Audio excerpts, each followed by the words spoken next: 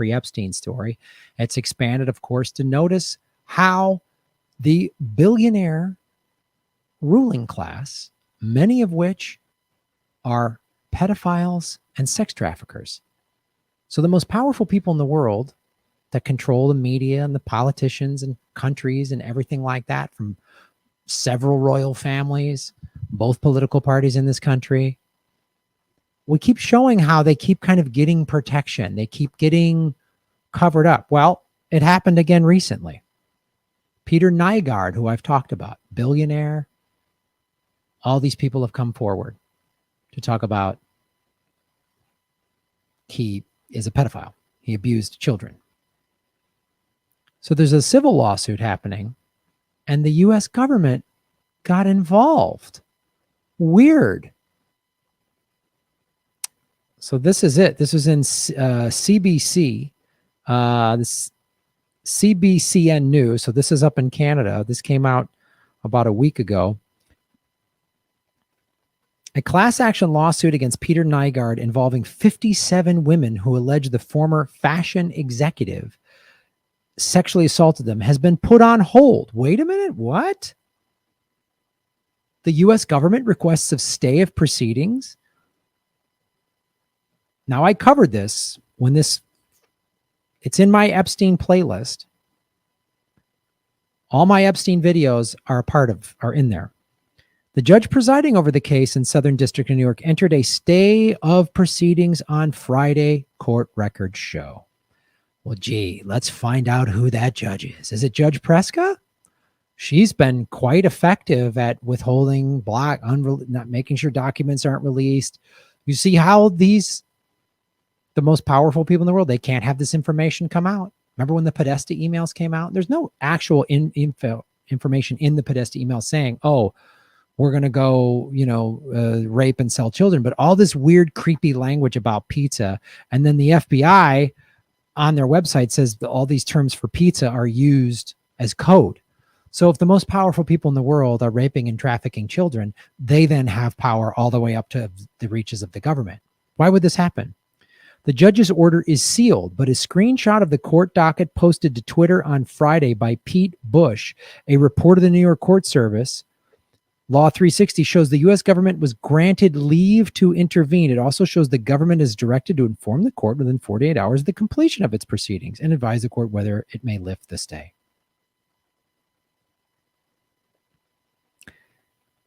A stay of proceedings means the case has been put on hold, but it doesn't mean it's been dropped. They're stalling. The court can later lift the stay and continue the proceedings. In February, the FBI raided Nygard's New York offices as part of a criminal sex trafficking investigation shortly after the class action was filed. No charges have been laid. Isn't that a consistent pattern? Remember when they raided Jeffrey Epstein's New York penthouse and you saw the guys in FBI jackets wheeling out cart after cart with all these boxes and documents and all this stuff? Where's that? Ghislaine Maxwell has been arrested for 2 months now. They arrested her July 2nd or July 3rd. It's now September 3rd. 2 months. Where's her information? They raided Epstein's horrifying creep island in the Virgin Islands. Where's all that information? Where is it? Her court case isn't until a year from now. It's really going to take a year. You see how they just keep stalling and keep delaying, and they hope we all go away. I'm not going away. I want to keep covering this. In Canada and the US, lawyers can tell witnesses to testify in a civil trial. But unlike in Canada, Americans can depose witnesses prior to trial, regardless of a police probe. Nygard denies the sexual assault claims, and none of the allegation has been proven in court. Because the government won't release the documents? They keep intervening? In February 20th, 10 women filed a class action lawsuit against Nygard and his companions and his companies, alleging he had raped and sexually assaulted the plaintiffs. Other women have since signed the lawsuit from the US, Canada, and the Bahamas, bringing the total number involved to 57. The allegations date back to 1977. And some of the women say they were as young as 14 and 15 years old. In July, he filed a claim to dismiss. A motion to dismiss he filed, arguing that 50 of the women have no connection to New York and the American court doesn't have jurisdiction over them.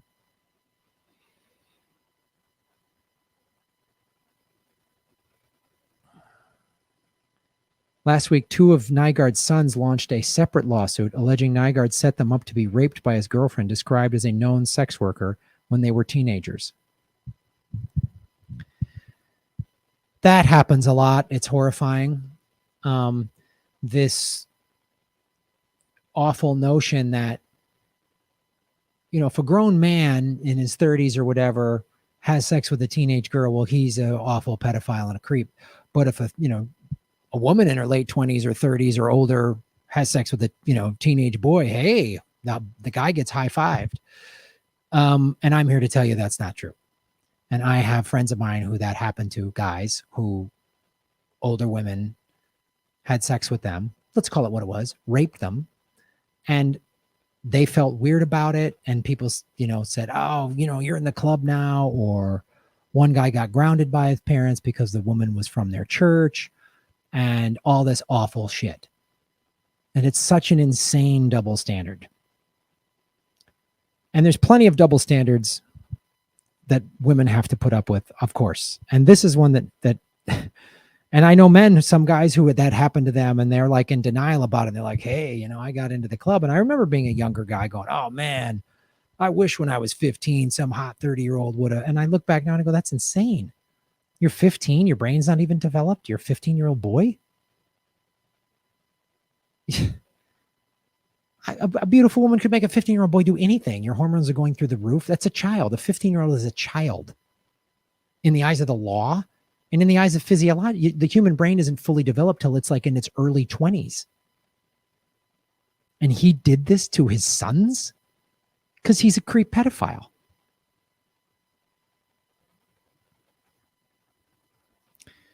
Nygard's companies, that have offices in Winnipeg, New York, and Toronto, have been in court-ordered receivership since May 18th to pay back more than $25 million to U.S. secured lenders. It goes on and on. Among other things, the court ordered the company to hand over documents, records, and communications concerning or reflecting allegations of sexual misconduct, harassment, or assault by Peter Nygard.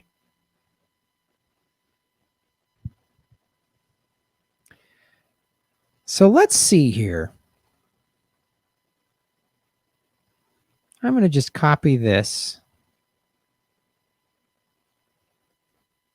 Use ecosia.org. Use this search engine. Don't use the ugly G. Put this there. And we're going to put Nygard.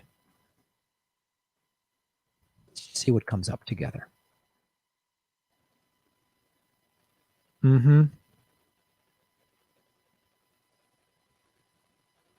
All this about class action, lawsuit, put on hold. Let's see who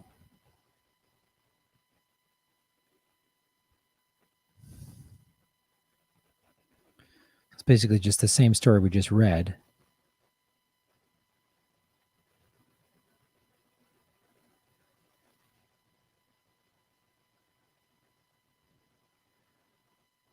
Okay, so this is K-State. This is what Pete Bush put on Twitter. The government is granted leave to intervene as right pursuant federal court. The government is directed to inform the court within 48 hours. Okay. Signed by Judge Edgardo Ramos. So that's the judge. Judge Edgardo Ramos.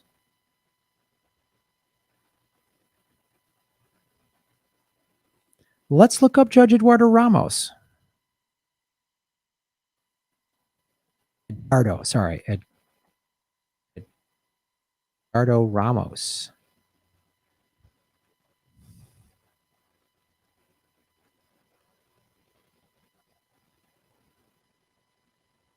Let's see his history. See how easy this is to just kind of, I wanted you guys to do this with me. Okay.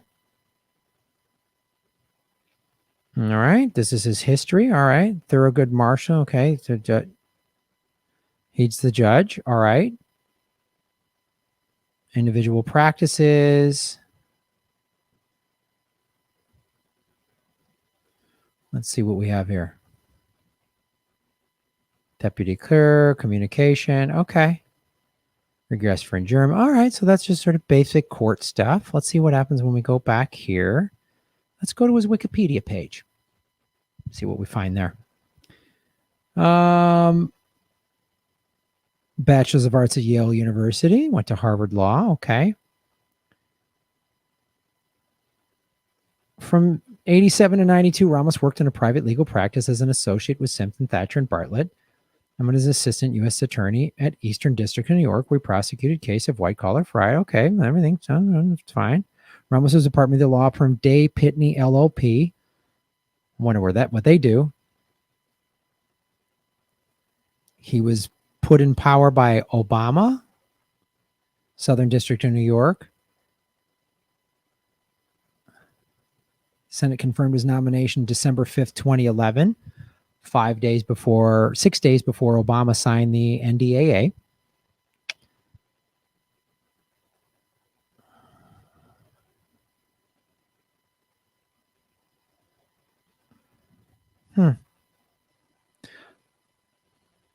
On May 22nd, 2019, Ramos affirmed the validity of subpoenas issued to Deutsche Bank and Capital One by 2 committees of the U.S. House of Representatives. The same subpoenas asked for financial records relating to Donald Trump, his children, and his businesses.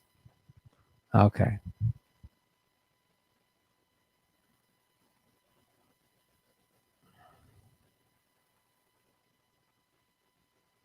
On May 28th, Ramos granted Trump's attorneys their request for a stay so they could pursue an expelled appeal through the courts. All right. So nothing really, just nothing really stand out. We're not seeing any of the same names other than Obama.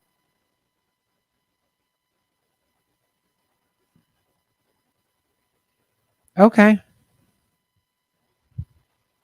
I always like to see, because sometimes, did he go to this school? He worked at William Barr's law. You see stuff like that when you're dealing with the Epstein stuff and the global pedophile rings. You got to really look for that. You'll start to see the same names again. We haven't so far. Maybe there's something I missed. That was just a cursory search. I just wanted to show you. Every time you see some story about, just do just a little bit of digging. See what you find. So far, nothing that I see on Ramos other than he's an Obama guy. Okay. We'll keep digging. The U.S. court suddenly is defending Peter Nygard and dismissing the 57 women and his 2 sons that have accused him. We'll keep digging. Corporate media is not going to cover this story the way I have. That's why you come here. I'm going to keep going on this. I said I wouldn't stop a year ago. Still not stopping. Thanks for watching the show. Boom. Hey everyone, great ways to support the show are go to patreon.com/Graham Elwood, where you get bonus content for as little as $2 a month, or rockfin.com/Graham Elwood, a blockchain cryptocurrency platform. That's the future. Also, GrahamElwood.com, where all my merchandise is on sale and ships exclusively with the United States Post Office. Like my Vigilante Volume 2, The Dark Knight. We only made 50 of them. They're going fast. Go to GrahamElwood.com to support the show. I'm on Venmo and PayPal, P.O. Box, all of that, GrahamElwood.com.